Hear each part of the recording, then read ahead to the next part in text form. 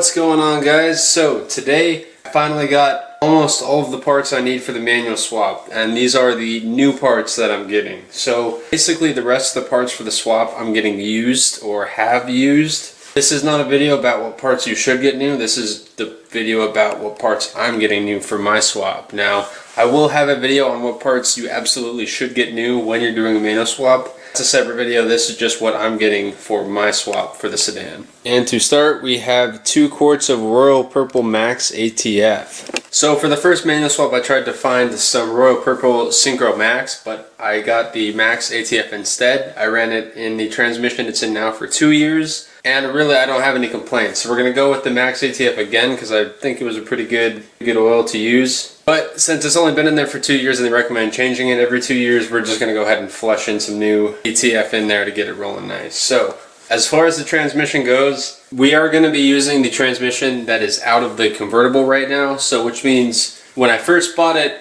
I replaced all of the shift pins. So because I replaced the shift pins fairly recently, like 2 years, I'm not going to put in a new set of shift pins because it shifts fine. That being said, I am going to have to get a new ZF for the convertible, and I will be putting new shift pins in that. So in the future, you guys will be getting a shift pin replacement video on the ZF transmission.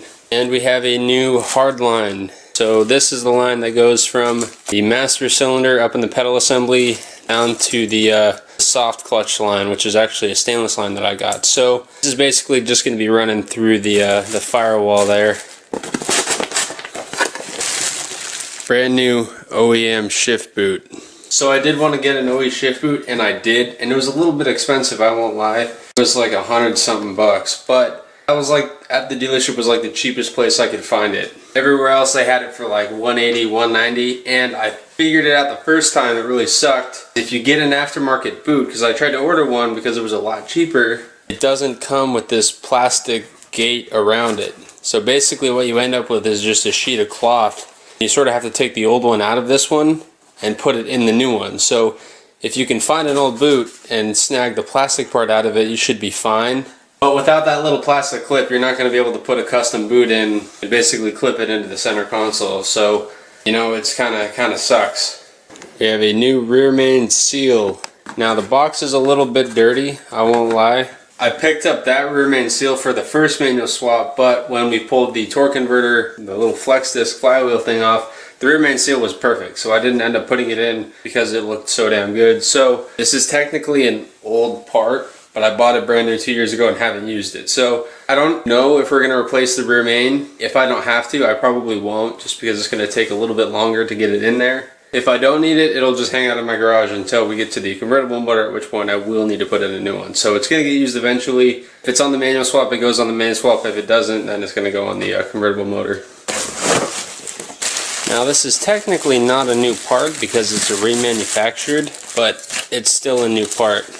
So the starter in the sedan is fine right now. It works perfectly fine. But I'm going to be replacing it anyways just because we're going to be in there and they're pretty freaking buried, as you've heard me say before. So we're going to throw in a new one. I don't know when the last time the old one was, one that's in there now, was replaced. So we're going to throw in a new one anyways. You know, even if it dies 2 or 3 years down the line, it's still going to be a pain. So might as well just throw in a new one for longevity. Big box of goodness.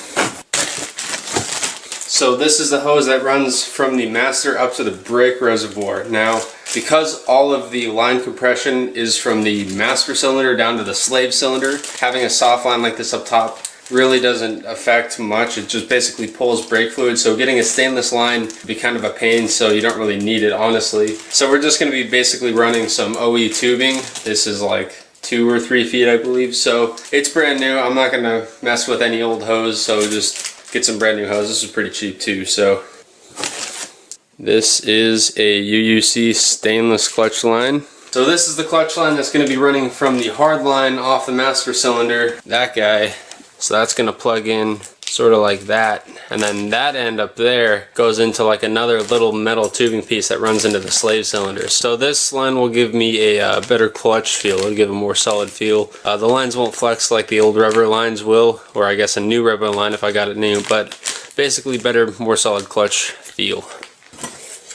This is a transmission cross member, and yes, I did get one brand new. Surprisingly, these are only like freaking 20 bucks, right? So I'm getting one new just because if I get a used one, it's been used. You know what I mean? In that sense, as in it's like 20 years old and there's 20 years of weight being on it from holding up a transmission. So just get some fresh metal. It's only like 20 bucks. I'm just gonna throw it in anyway. So it'll make it a lot nicer too. This is the shifter linkage carrier bushing. So this guy is gonna pop up, hold the back end of the shifter actually into the car. Nice new piece, brand new. This is the rubber shift boot that sort of goes between the chassis and the shifter itself to cover up that hole. Otherwise you'll basically be able to pop off your shift boot and look straight down to the ground. So this will deaden some of the noise, some of the road noise, mess with old rubber. So got a new one. New transmission mounts.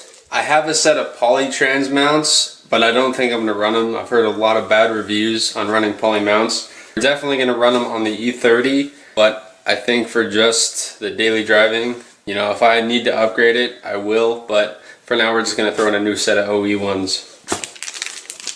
These little guys prevent play in the brake pedal. If you watched my pedal assembly video, you'll know what these guys are. They go and basically hold the brake pedal onto the actual pedal housing, so getting some new ones, don't mess with old plastic sort of thing, pretty cheap.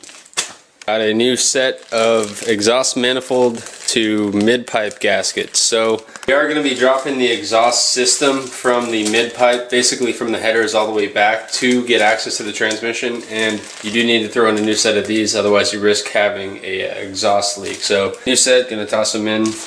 Very nice. Brand new master. So this is the master cylinder.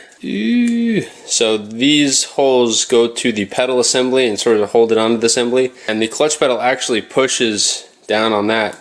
It'll pull fluid. This will basically run, that guy will plug into that hose, and then that will run up to the brake reservoir, and then that end will plug into this guy, and then that'll run fluid all the way down through that stainless line, through another little line into the new slave cylinder. So we got a new slave for this. I'm not gonna run with any old slave. Get a brand new one. Won't break on you if it's brand new.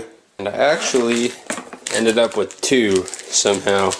I don't know if I'm gonna run the black one or the gray one. So we'll see. I kind of am leaning towards the black one because it looks better quality. I don't know. Got to do some research and figure out what brand I want to run with.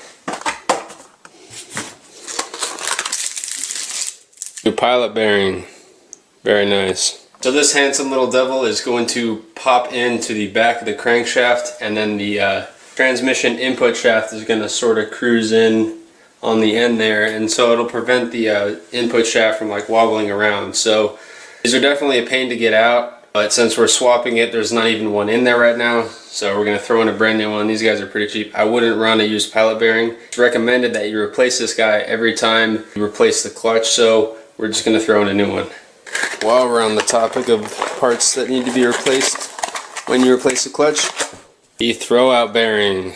So this little dude is responsible for actually pushing on the fingers of the clutch, and they do go bad sometimes, so they're also recommended to replace whenever you replace the clutch. So we got a new one. The creme de la creme. Oh baby. UUC double shear selector rod. Provides a solid connection between the actual shifter you shift with your hand and the actual transmission. I'm going with the double shear selector rod. I went with a double shear selector rod on the convertible, and I really liked it. When I did the manual swap the first time, I installed the OE selector rod, and there's definitely a lot less play with a double shear like this. So we got one for the sedan. It's going to make a nice crisp shift feel. It's going to be nice, and I am getting a short shift kit, but for the initial swap, I'm going to be running an OE shifter aside from the selector rod here, basically meaning that you guys will get a short shift kit install video. It's most likely going to be a Z3M. The one I'm looking at it's basically a Z3M, and it also has a ZHP shift knob on it. So I'm going to be running the OE shifter aside from the rod, and I'm going to be running the same shift knob that's on the convertible now, and we'll get that short shift kit, throw it in, all good new stuff. So aside from the short shift kit, this is everything I'm getting new. Got a nice handful of parts. So be sure to check out the video on what parts you do need to get new for your manual swap, or at least I would strongly advise that you get new for the swap. A lot of the parts that are here are some of the parts, but some of the things like the transmission cross member, selector rod, like the hard clutch line, you don't really necessarily have to get them new. I did just for peace of mind. This is basically all the parts I'm getting new. Yes, the clutch and flywheel I am reusing from the convertible, but they were brand new 2 years ago when I did the first swap. So because of that, and I was the only one that really drove the car, so I broke it in properly and I really didn't abuse it. So I'm pretty confident that that clutch will be able to last and hold up for a good long time. It does have a lot of life left on it. That being said, if you are buying a used clutch, it's kind of a toss-up. You don't know how many miles are on the clutch. I know exactly how many miles are on the clutch I'm putting in the car because I bought it brand new and I drove it. So you know what I mean? So that video will be in the description for you guys to check out. Be sure to check that out if you're going to be doing this swap. Thank you guys so much for watching. Keep it fresh, and I will see you guys later.